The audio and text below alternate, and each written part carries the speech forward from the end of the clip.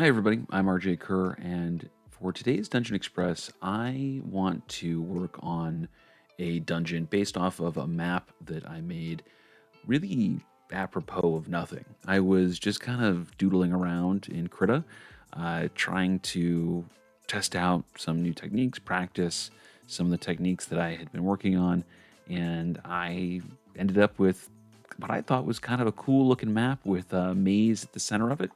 And that's the one we're seeing on screen right now.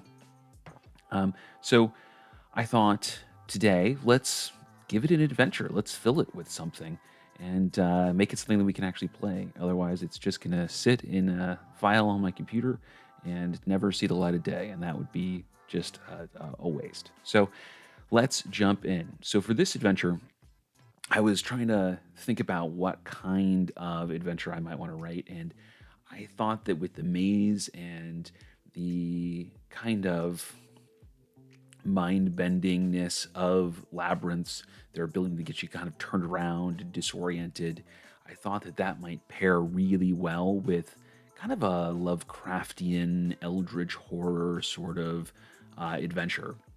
So I jumped on fantasy name generators and I came up with the name of an old god, a great old one, Kaz'Gaerox, and I decided to make this adventure kind of based around the cult of Kaz'Gaerox, whatever that happens to be. So I decided that this would be it'd be fun to do this as a adventure for 4 level characters, because then I could use the Eldritch Ooze that we made in the previous video as one of the creatures. To that end, I did my usual prep work where I looked through the monster manual and various other resources to come up with a list of possible creatures and NPCs that the characters might encounter over the course of this adventure based off of their challenge rating.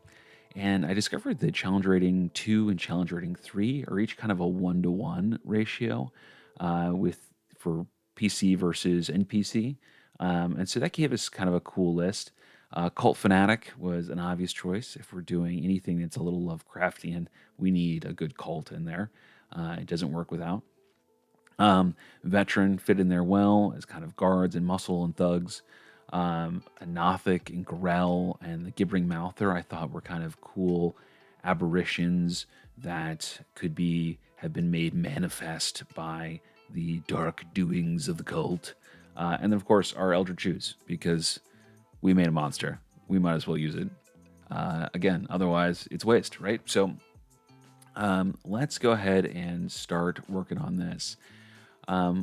We can, we can kind of skip the map section in terms of brainstorming out a map because we already have one. And sometimes that's a lot of fun to have something like this that is the inspiration for the adventure that we're going to write, as opposed to generating the map from the adventure. So kind of a backwards way of doing things here. So let's think about what kind of adventure we might generate from this. Now, when I was thinking along these lines, and it kind of got me going down the path of a cult to Kaz'Gaerox, I had this image of maybe this cult operating in secret, or maybe as an open secret in a small village that maybe the characters are passing through, and that they've been kidnapping. This cult has been kidnapping people to sacrifice to the manifestation of Kaz'Gaerox that they have in their lair. So I kind of like that as kind of a exposition opening action inciting incident kind of deal, right? So I can imagine a scene where the characters come to town. It's just a little bit off. It's just a little bit eerie, but they've got to spend the night there because it's getting to be night and they're not going to travel on the road otherwise. And then while they're staying at the inn that evening, they're attacked in their sleep by these cultist kidnappers. So let's start with that. And let's build from there. Because that gets them into this map one way or the other. So let's say A and we'll say tavern kidnapping. We'll say it's 1-to-1. We're doing 4. So let's say we're doing 4 characters. Let's say 2 cult fanatics and 2 veterans attempt to kidnap the characters or the PCs as they take their long rest at the inn. Cool. That's all we need. We can have an encounter right there with that, where the PCs are resting, and in the middle of the night they are waylaid, probably one at a time. The cultists probably ganging up on as small a number of PCs as possible. Maybe with them each sleeping in individual rooms and hoping that they can get a shot off to wake the others before they're swept up.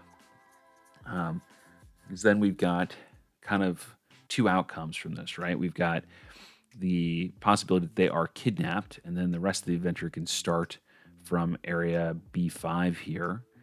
And if they're not kidnapped successfully, if they escape, they can be told about the cult and the other kidnappings that have gone on during the last couple months, and they can seek out the cult through area B1, entering their lair there. Because I kind of envision this as like an underground, kind of like an old mine that's been converted into a lair. A lair for the cultists, their hideout, as it were. So we've got kind of a tangle of old mine passages. We've got tunnels that have been dug underneath the various parts here. So we've got, tunnel A connecting, A to A, B to B, C to C, and D to D. And so we've got, more ways of kind of getting around to disparate rooms here. And then I imagined this sort of boss chamber, if you will, as being filled with kind of a lake of acid underneath it. So we have this narrow stone bridge with these acid pools beneath it, and then this acid pool in the back that I think our Eldritch Ooze lives in, since it's immune to acid damage. Seems like kind of a cool final confrontation room. So let's go ahead and start populating this then. So let's, now that we kind of have our inciting incident, let's start filling in places on the map. We'll say B, and we'll say cultist lair. Cool. And then heading 3, so 1 entry. B2 is the maze. All right. Say copy, paste. We're gonna say maze.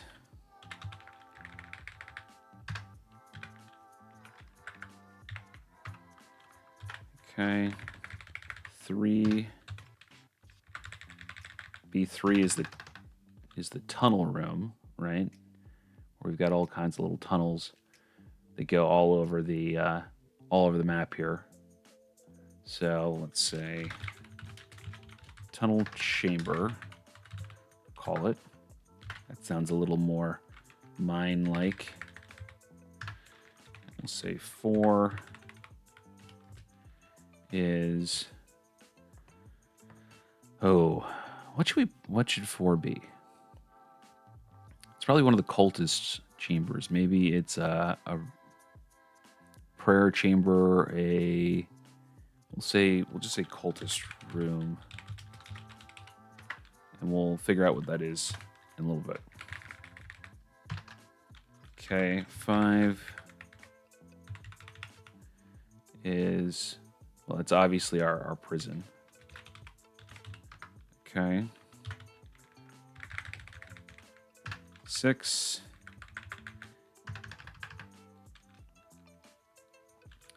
Now 6 is hidden by a secret passage here. And when I kind of drawn this, I kind of drawn these as like old piles of ore, but maybe they're piles of like raw gold ore that somebody secreted away previously. And so maybe there's some treasure in there. So maybe that's, we'll say, hidden gold repository.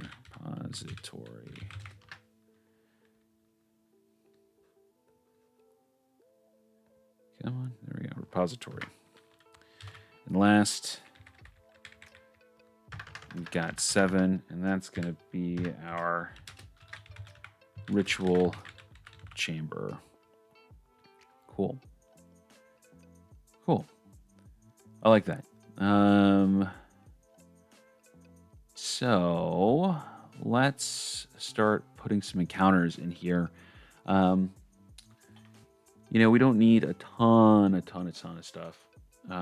We need probably some guards at the entrance and some at the prison area there, so that there's kind of an immediate confrontation wherever the characters, enter the adventure, whether they enter as prisoners or whether they come in full force themselves. Something weird needs to be happening, and something weird and ritualistic needs to be happening in B4, I think, to give this place the kind of vibe that it deserves. We know that B7 is where we're going to have our climactic encounter and our BBEG. And so that means we've got, 4 kind of encounter spaces here, which means that we can just make this a reward. B6 can just be a straight reward, especially if they find it. And B3, that too can be just kind of a boon, the tunnels. We don't have to put anything in it, I don't think.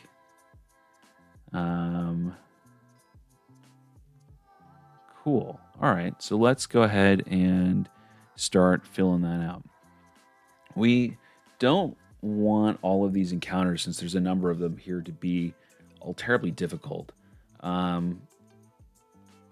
imagine... So let's start with our biggest one first. Let's start with our hardest encounter first. Let's start with B7. So definitely want kind of our Eldritch Ooze in there. But I can imagine kind of cinematically the encounter where the characters get here. There's a sacrifice in progress. And so you've got a cultist. You've got a group of cultists who are in the middle of trying to conduct this sacrifice to the manifestation, the avatar of Kaz'Gaerox, their eldritch entity that is represented by the Eldritch Ooze. And so kind of doing this is kind of a 2-parter combat where you have the characters battling the cultists themselves, and then having to face the Eldritch Ooze, with the Eldritch Ooze being our BBEG, because it's going to be our toughest fight. It's kind of a one ooze against the whole party kind of deal. And then we have this bridge of acid here. So maybe this is more of a challenge where it's, they're having to kind of fight through this narrow bridge, this dangerous environment, while, with the cultists that are here protecting this area, while time is running out before the Eldritch Ooze reaches the sacrifice or the person that they've got to save. So let's start with that. Let's say...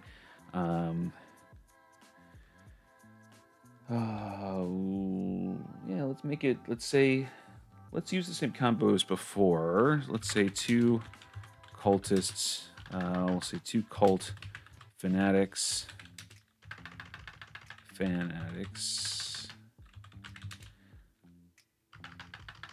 Addicts. Helps if I spell this correct. 2 cult fanatics and 2 veterans conduct a ritual to sacrifice a living hostage to the avatar of Kaz'Gaerox We'll say that that's the Eldritch Ooze.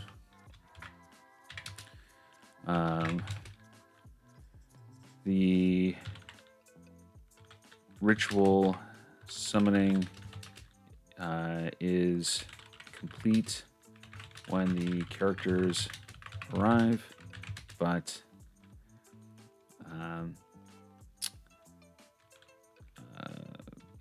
the avatar doesn't manifest for, I don't know, we'll say 5 more rounds.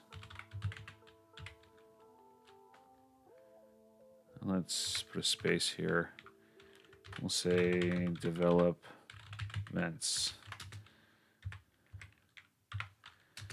The cultists defend the bridge over the acid. And we'll say 40-10, because that's like, it's not quite deadly. 40-10 damage for this level isn't quite deadly, but it's a nice hit. It's a deterrent. 40-10 acid damage per round. If we'll just put that in here, and that's kind of a note to ourselves that if somebody falls into the acid, that's how much damage they take. 40-10 acid damage per round, or acid per round. The cultists are on the bridge over the acid until the avatar appears and devours the victim. The avatar fights to the death if attacked. Okay, so now we kind of have this cool moment here where the characters are on a, they've got the dual objectives. They've got to defeat the cultists, but they've also got to save the victim, and they're going to have to deal with the avatar no matter what. Just a question of if the victim is going to survive.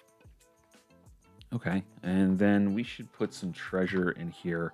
I did take the liberty of kind of rolling up some random treasure before I did this, and so I'm looking at a list off to my side here about what I want to put into this adventure. And I think we're going to put 1,750 platinum pieces. We'll put 6 art objects. And we'll make those, I have on there that they're worth 750 gold pieces each. And we'll put a potion of stone giant strength and potion of healing superior.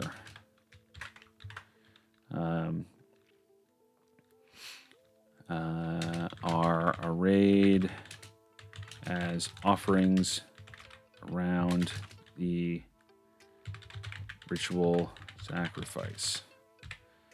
Cool.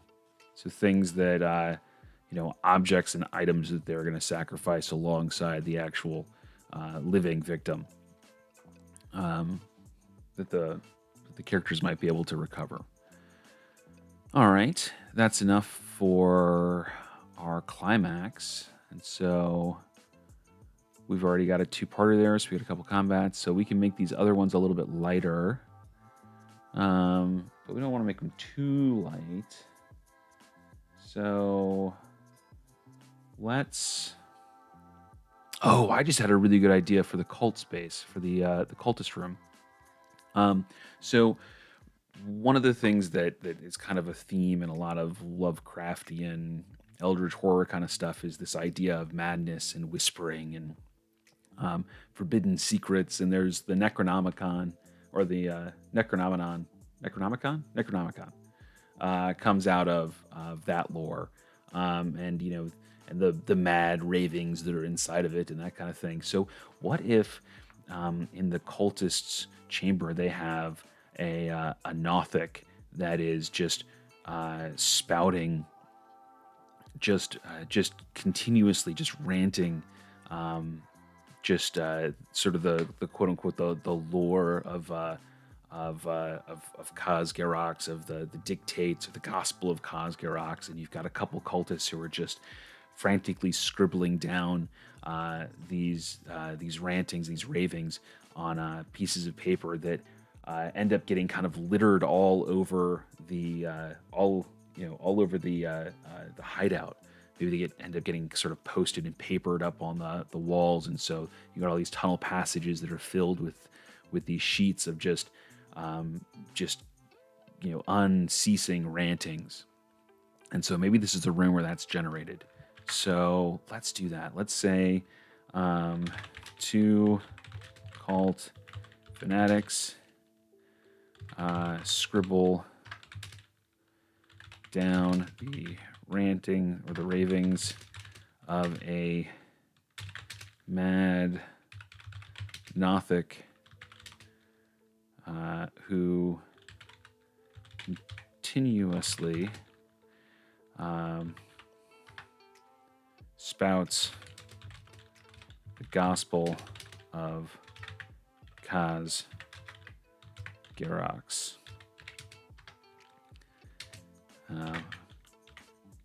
Paper covered in these rantings spills all over this chamber. Cool. And so we've got a room that could be a combat encounter, but if the characters play it well, it might be something else. It could be a place where they gain some information. Maybe they were pretending to be cultists at this point, so it could be a social encounter in here. We could have something else going on, but we have kind of a thematic room to some degree. I like that. Okay, so now we need encounters in our entry and our prison space. We should put a, let's see here, secret tunnel. A secret hatch in the floor leads to a tunnel that runs beneath the layer to area B3.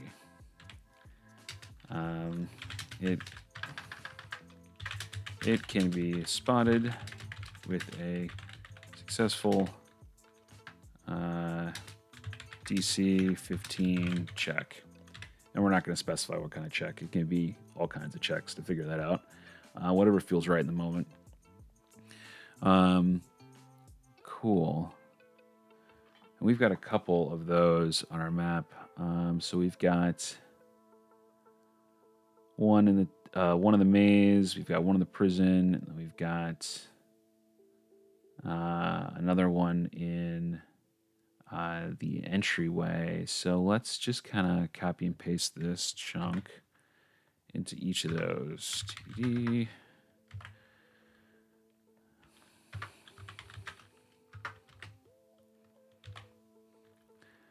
The floor of one dead end.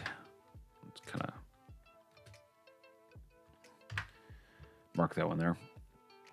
And then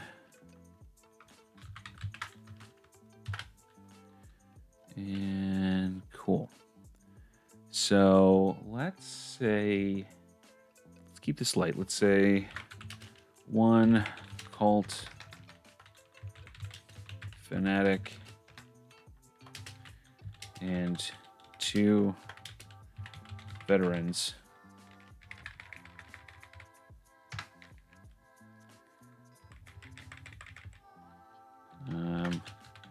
guard the entrance here. Okay, and same kind of thing for the prison, the prisoners here. Because that's a little bit less than like a medium encounter. It's kind of a light encounter, but that's all right because we got a number of them in here, and this is not designed to be something that the characters are going to leave and take a long rest and come back. So I think that works. Let's also put some other prisoners in here. Let's say prisoners. There are 1d8 other prisoners. We'll say commoners who were kidnapped travelers passing through town. All right. And so now we've got something that maybe some people that the characters might want to save as they move through this adventure. Let's address the maze. These abandoned mine tunnels form a natural maze. The walls are rough cut stone, papered with ranting notes that speak of the inevitable coming of Kaz'Gaerox.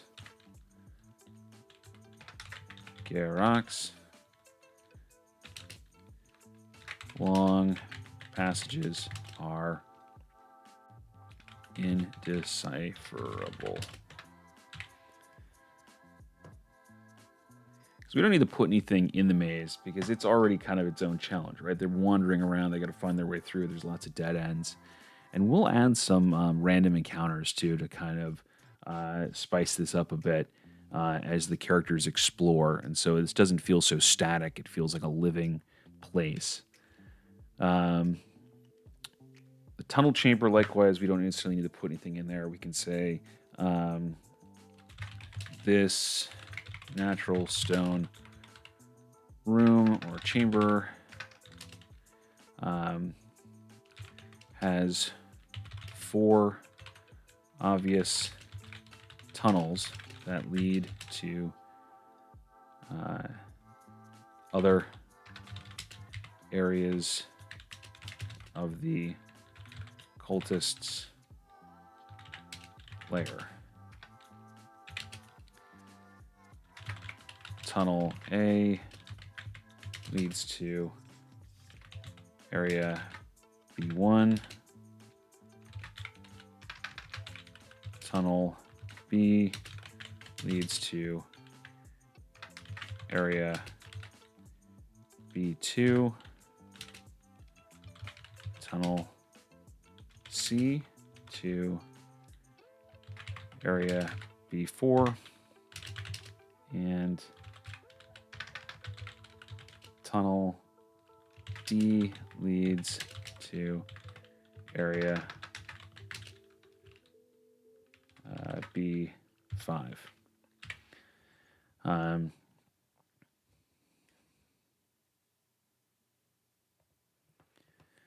Cool. Yeah, because we don't need to make this any. We don't need to put anything in there to guard that. That's kind of a cool little boon, and it adds some more exploration style kind of choices in terms of where the characters are going to go and what they're going to find, what they're going to encounter. Might give them the opportunity to surprise some of the enemies in other rooms if they decide to explore those tunnels. So, yeah. Now we just need, room 6. This is coming together nice and quick. Helps we don't have to make the map already, right? Okay, so hidden gold repository. So let's say that,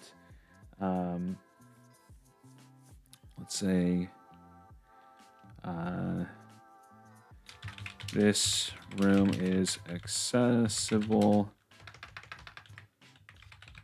via a secret door from area B2. A successful DC 15 check is required to find it.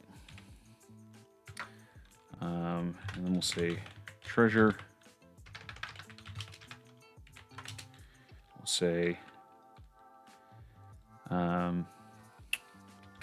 piles of gold nuggets worth, let's look at my treasure list. Okay, 14,000 gold. That works. 14,000 GP.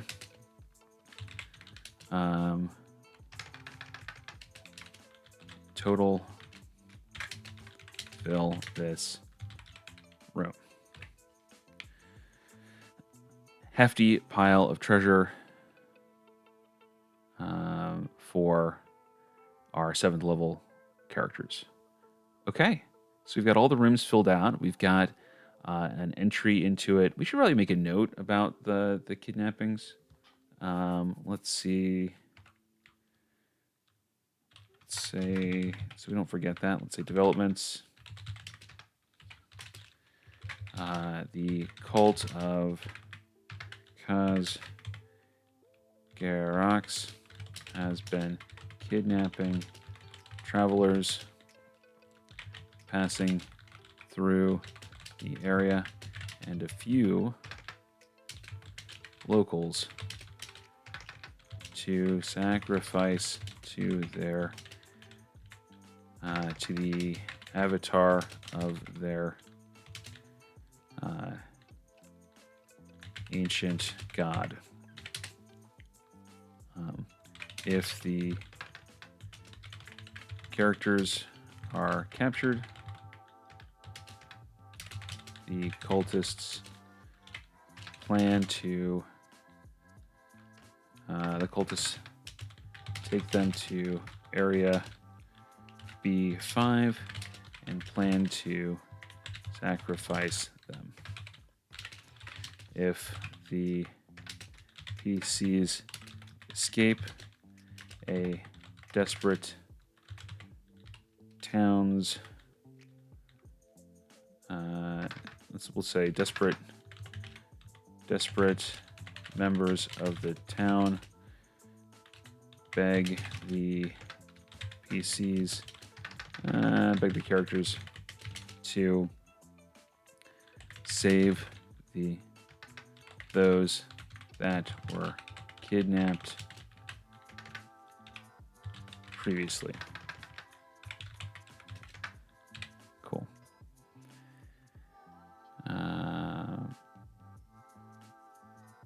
Okay. All right.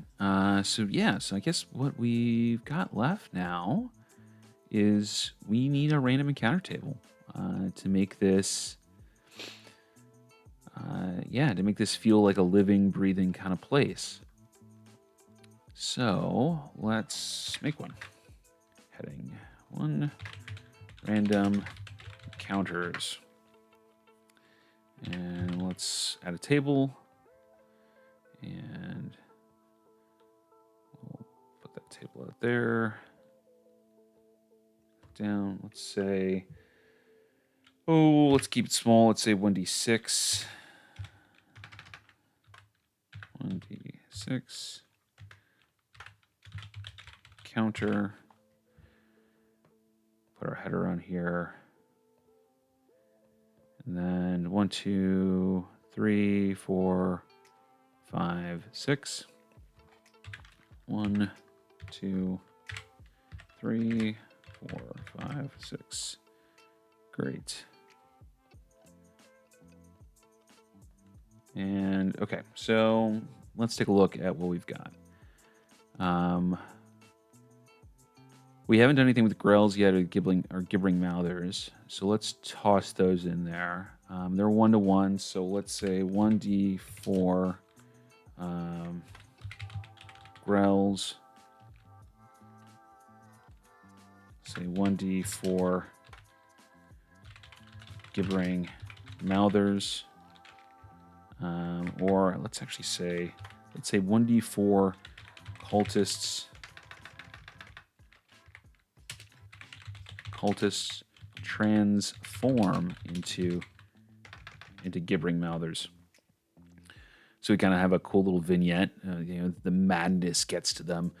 They lose their grip on reality so severely that they actually are warped by the twisted magic of this place and become Gibbering Mouthers.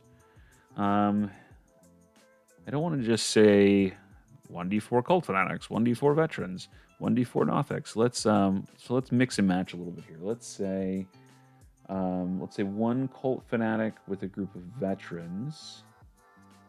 And maybe a Nothic with a group of cult fanatics.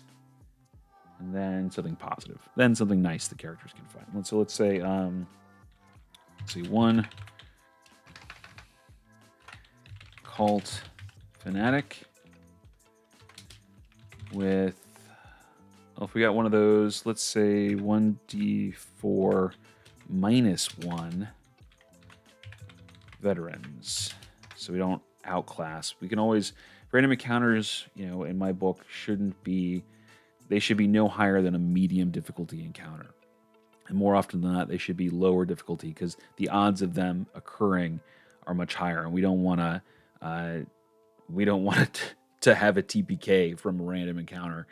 That never feels good for anybody at all. So, all right, let's then say one Nothic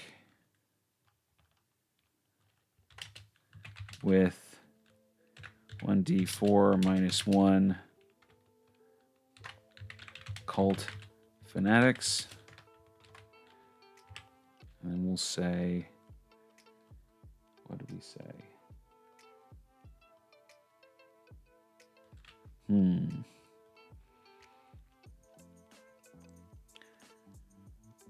I guess we could just have a group of cult fanatics. Well, let's put our boon in here and we'll figure out what else we want. So let's say, I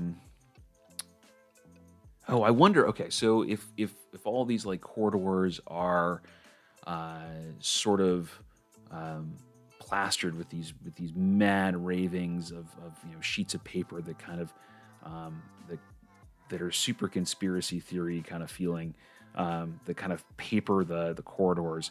What if occasionally, just through pure happenstance, a couple of them are actually spell scrolls, just through the randomness of the dictation, that spells were randomly generated. And so maybe the characters can find those spell scrolls. So let's say, I like that. Scroll, hidden spells. Oh, I gotta italicize that. Spell scrolls. And we're gonna say that you had access to level 4 spells at level 7. So let's say that they're 1d4 level scrolls. So you can have anything from levels 1 through 4. That makes sense to me. Hidden spell scroll. We'll do 1. Pops up like that. You know what? Let's make this 5 to 6. Let's make that a more common occurrence than some of the others, because it's still mostly going to be encounters with potential baddies. So let's have some higher odds of something nice happening and finding some of these scrolls. I like that. Cool. All right, and we'll say check for random encounters in each room and for every 30 minutes of time that passes, roll 1d6, and on a 1, an encounter occurs. So there's some frequency to this.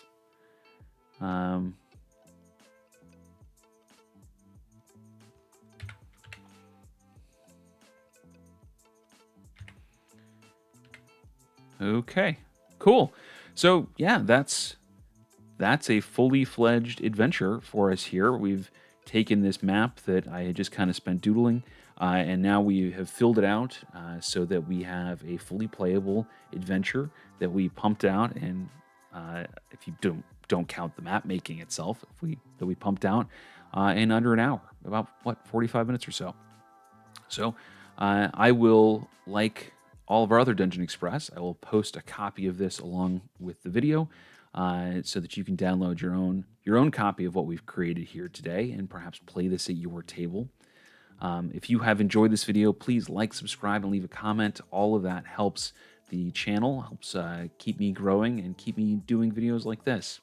And if you enjoy my content and enjoy the kinds of ideas that I come up with, then maybe check out one of my tables. Come play D&D with me at startplaying.games/GM/rjcurrer, spelled just like my name. Thank you so much, and I will see you next week.